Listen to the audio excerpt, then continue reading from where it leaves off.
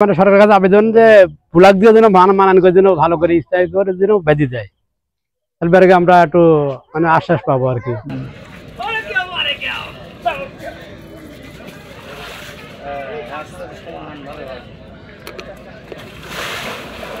সুপ্রিয় দর্শক মন্ডলী, আসসালামু আলাইকুম। আশা করি আপনারা যে যেখানে আছেন সবাই ভালো আছেন, সুস্থ আছেন।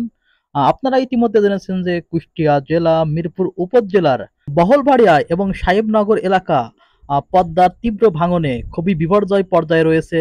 ইতিমধ্যে অনেক লোকজন ঘর বাড়ি ছেড়ে কিন্তু নিরাপদ আশ্রয় স্থলে চলে গেছে, কেননা তীব্র গতিতে কিন্তু নদী ভাঙন শুরু হয়ে গেছে।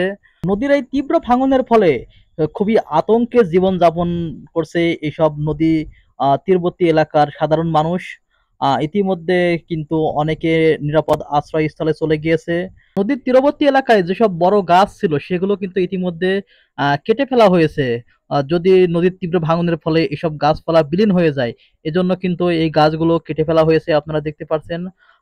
আপনারা ইতিমধ্যে জেনেছেন যে জাতীয় গ্রিডের যে বৈদ্যুতিক খুঁটি ছিল সেটি কিন্তু পদ্মার তীব্র ভাঙনে ভেঙে পড়েছে। আপনারা দেখতে পাচ্ছেন নদীর মাঝখানে কতটা ভয়াবহ পরিবেশ, আপনারা দেখতে পাচ্ছেন। অনেকে ঘর বাড়ি ছেড়ে নিরাপদ আশ্রয় স্থলে চলে গিয়েছে। সুপ্রিয় দর্শক মন্ডলী, আমরা এখন যে জায়গাটিতে রয়েছি এটা কুষ্টিয়া জেলা মিরপুর উপজেলার সাহেবনগর এলাকায়। আপনারা দেখতে পাচ্ছেন যে জাতীয় গ্রিডের যে বিদ্যুৎ সঞ্চালন যে বৈদ্যুতিক খুঁটি ছিল সেটা কিন্তু ইতিমধ্যে যে পদ্মার যে ভয়াবহ নদী ভাঙন তার কবলে পড়ে কিন্তু ধসে পড়েছে। আপনারা দেখতে পাচ্ছেন নদীর মাঝখানে কিন্তু সেই পোলটি অবস্থান করতেছে। আসলে কুষ্টিয়া জেলার বহলবাড়িয়া এবং এই সাহেবনগর এলাকা কিন্তু খুবই ঝুঁকিপূর্ণ অবস্থায় রয়েছে। তাই ঊর্ধ্বতন সকল সরকারি কর্মকর্তার প্রতি আকুল আবেদন থাকবে যে যে নদী ভাঙন রোধে যেসব পদক্ষেপগুলো নেওয়া উচিত অতি শীঘ্রই যেন এই পদক্ষেপগুলো নেওয়া হয়। না হলে কিন্তু অচিরেই কিন্তু এই এলাকার ঘরবাড়ি এই পদ্মার যে নদী ভাঙন ভয়াবহতা তার কবলে পড়ে কিন্তু যে কোনো সময় বিলীন হয়ে যেতে পারে। আপনারা দেখতে পাচ্ছেন যে জাতীয় গ্রিডের যে খুলনা পর্যায়ে যে বিদ্যুৎ সঞ্চালনের যে লাইন ছিল, অর্থাৎ যে বৈদ্যুতিক খুঁটি ছিল, সেটা কিন্তু এই নদী ভাঙনের ফলে কিন্তু ভেঙে পড়েছে। আমরা চাই যে এই নদী ভাঙন রোধে সরকারি কর্মকর্তা এবং প্রশাসনের প্রতি দৃষ্টি আকর্ষণ থাকবে যে নদী ভাঙন রোধে যেসব করণীয় সেগুলা যেন অচিরেই গ্রহণ করা হোক এবং এই নদী পাড়ের মানুষগুলা যেন নিরাপদে থাকে সেরকম একটা ব্যবস্থা গ্রহণ করা হোক। ভূমি হচ্ছে ঠিক করে রাতে 2-3 বার করে নদীর কাছে আসি দেখি, তারপরে আবার ধরেন যাই রাত্রে যাবার ফেস হই।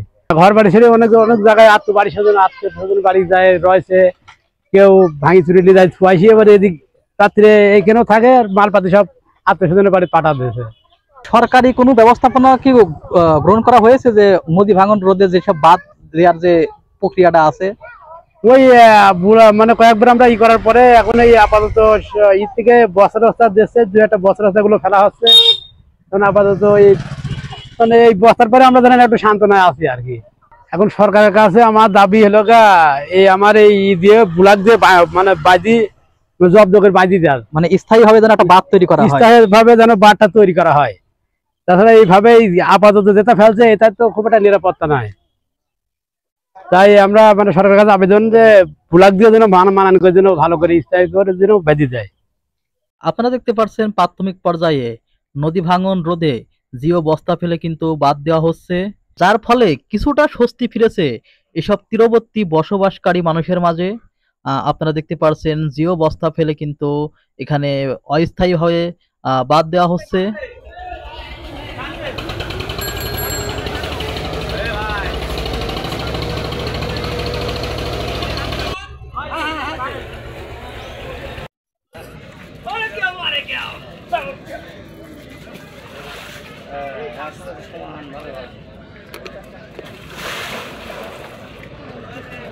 সকল বিপর্যয় কাটিয়ে আবারও এসব তীরবর্তী এলাকার মানুষের মাঝে শান্তি শৃঙ্খলা ফিরে আসবে, এটাই প্রত্যাশা করি।